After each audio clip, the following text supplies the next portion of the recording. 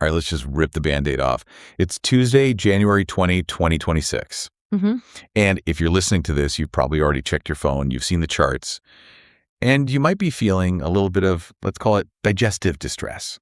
That is a very polite way to put it. Yeah. It is undeniably a sea of red out there. It's a heavy start to the week for crypto enthusiasts. It's ugly.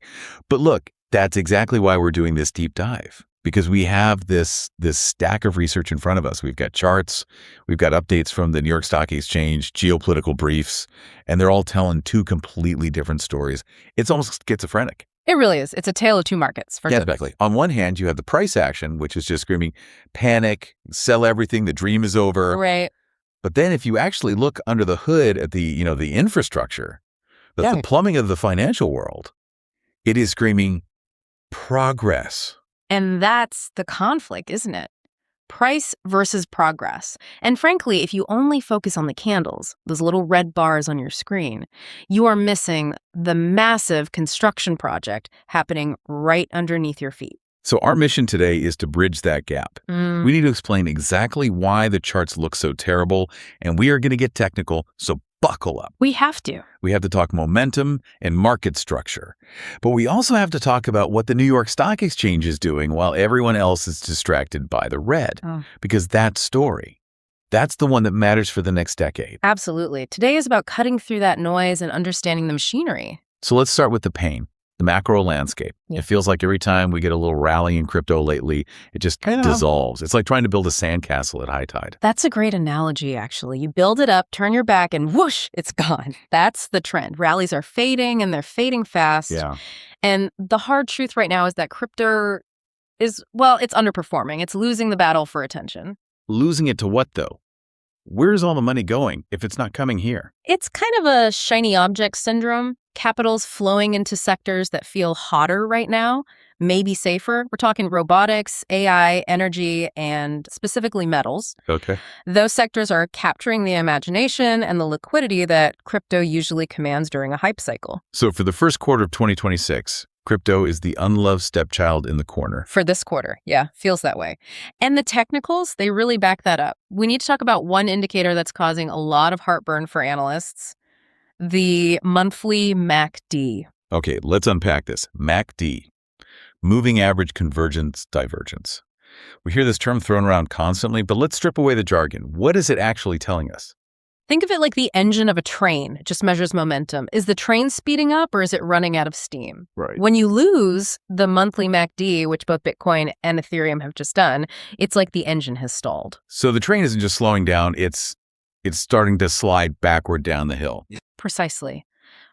A crossover to the downside on a monthly time frame. And that's a very long, very significant time frame. It signals that the broader momentum is now bearish.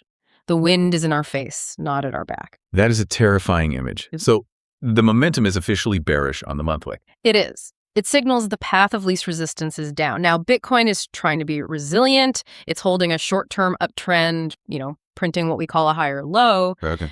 But, and this is critical, if it gets rejected here, if that engine can't restart, we are looking at a price sliding back below $90,000. Oof.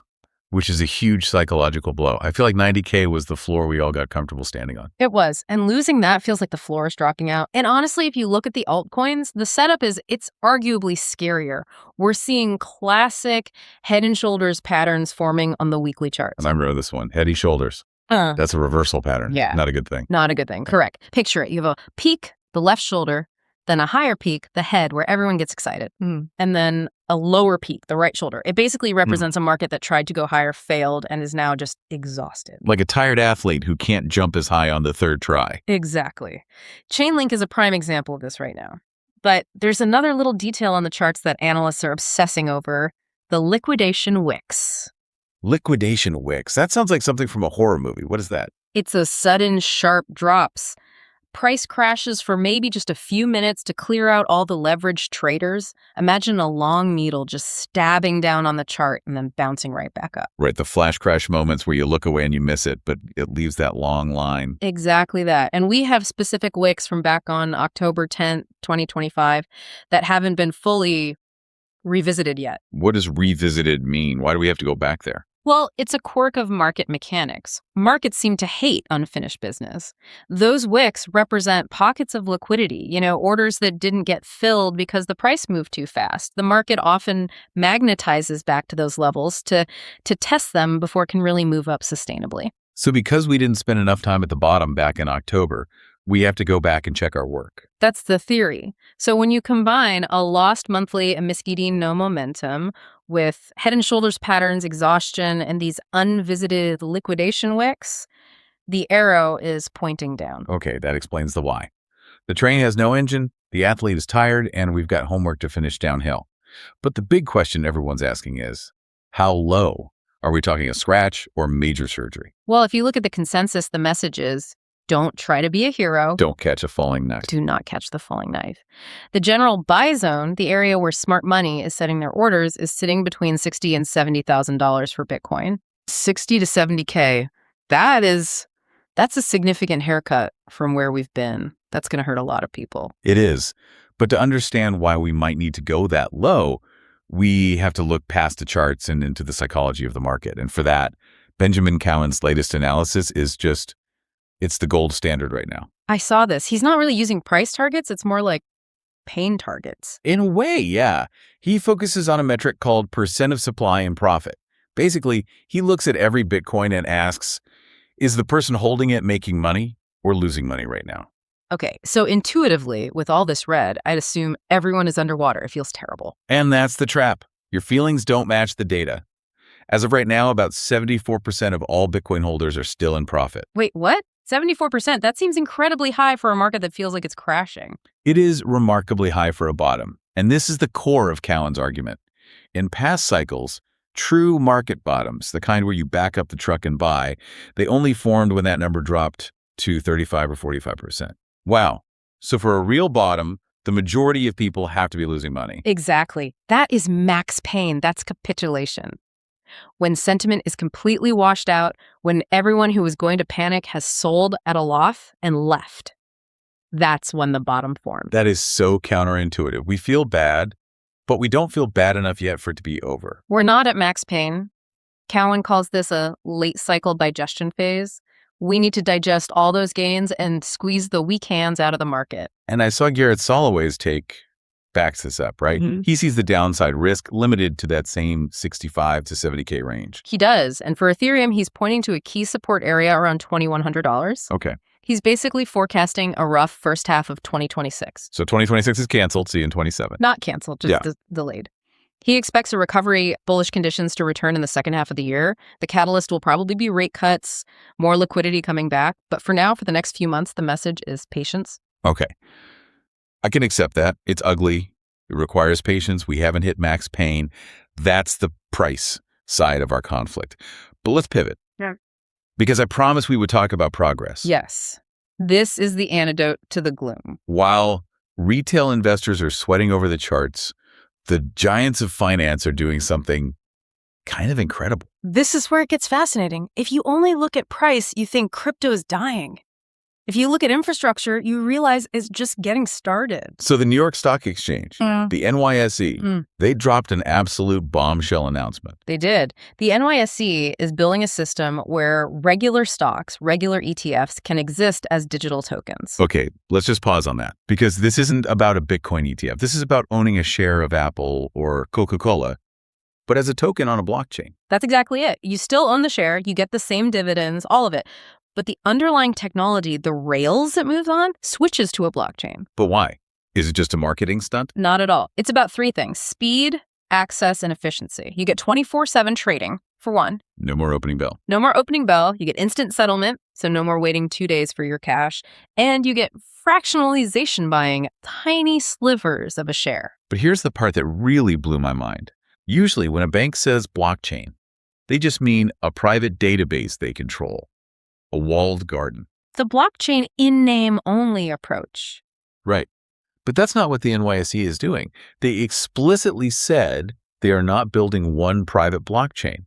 They're making this system compatible with multiple existing chains. That's the game changer. That's it right there. It's massive. It validates the entire public blockchain infrastructure we've all been watching. They're essentially saying the future of the stock market runs on these public rails. They're not trying to replace the internet. They're building a website on the internet. So while the price of a token is down, the utility of the network is being adopted by the biggest player in the world. Precisely. It's a total validation of the tech, completely divorced from the price. And it's not just them. Look at Mega ETH. Mega ETH. Sounds like a Godzilla villain. A layer 2 network. They are prepping for a mainnet stress test, and their goal is to process 11 billion transactions. 11 billion. That number it's hard to even comprehend. The scale is industrial. We're not talking about digital kitties anymore. We are building global financial highways that can handle the volume of Visa or the NYSE. And speaking of global, let's hop over to Bermuda. They're doing something with Coinbase and Circle that sounds like it's straight out of science fiction. It's a pilot program, but a very significant one. Bermuda is partnering with them to use stablecoins USDC for payments across government agencies, local businesses, you name it. So you could pay your taxes in USDC. Essentially, yeah. It's a move toward a fully on-chain economy. I just love this disconnect. You have the NYSE and the government of Bermuda building the rails for this on-chain future, and at the same time, everyone is selling because of a red candle. That is the paradox, and that is where the opportunity is for the long-term thinker. This massive divergence between sentiment, which is in the gutter, and adoption, which is at an all-time high. But we can't ignore that the world outside of crypto is, well, it's a bit chaotic right now. We have some geopolitical drama shaking things up. No, absolutely not. We don't exist in a bubble. Paul Barron and Gareth Soloway were just talking about this. We have to talk about tariffs. The T word. Trump's tariff threats are creating a lot of short-term fear in the broader markets. And the thing about market psychology is that these big announcements are often timed strategically. Like dropping bad news on a Friday afternoon. Exactly. Or right before a long weekend, let the panic cool off. But the risk is real. If Europe pushes back on these tariffs, Soloway thinks there's a risk of a 10% correction in the stock market. And since Bitcoin is still basically acting like a high-risk tech stock? If stocks correct 10%, Bitcoin is very likely getting pulled down with them. In moments of fear, correlations go to 1. Everything sells off. So where do people hide?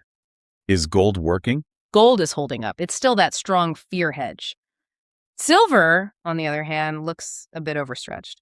But there's another signal flashing red we should watch. Long-term bond yields are rising. Bond yields. Okay, simplify this. When yields go up, that means what? It means people are selling bonds. They're demanding a higher return to hold U.S. debt.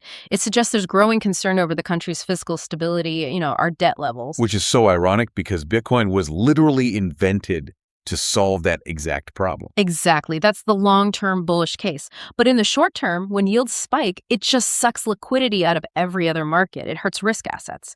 So we're in this tension where the very problem Bitcoin solves is hurting its price in the short term. It's a messy, messy picture. And we still have the Wild West elements too. I saw a headline about a stablecoin exploit that made me wince. Yeah, Makina Finance.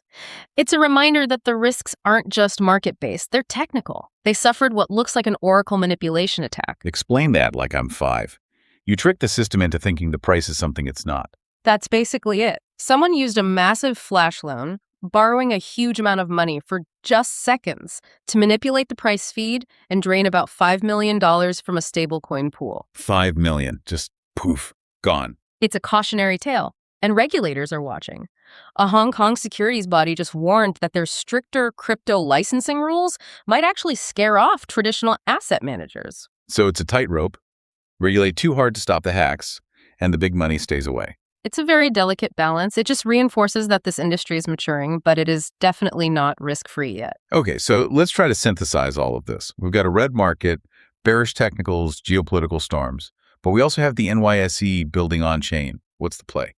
The summary is, don't fight the current. The technicals are suggesting patience. That monthly MACD is gone. The data says the best buying opportunity, that 60 to 70K range, probably isn't here yet. Don't be a hero. Don't be a hero. The strategy right now is discipline. It's emotional control. The real edge isn't in making a trade today. It's in waiting for the setup to come to you. It's funny, doing nothing is the hardest thing to do in investing. You feel like you need to be clicking buttons. It is the hardest thing. But just remember Benjamin Cowen's data. We need to see more pain, more supply and loss before we can really hit a true bottom. Which brings us to a final thought I want to leave everyone with. It's a little provocative. Let's hear it. We're all afraid of the crash. Right. So we see the red and we worry. But if the consensus is that max pain requires more people to lose money, dropping from that 74% in profit down to like 45%, does that mean a market crash is actually the healthiest thing that could happen to Bitcoin right now? That is the question. A crash might be the only way to reset the whole system, flush out the leverage, and set up the foundation for the next real bull run. Sometimes you have to burn the forest to let it grow back stronger. So while you worry about the price dropping, ask yourself one question. Why is the New York Stock Exchange rushing to tokenize stocks at the exact same moment everyone else is selling? They're building for the next decade, not the next day. Something to chew on. Thanks for listening to this deep dive. Stay disciplined, stay curious, and we will catch you on the next one. Take care.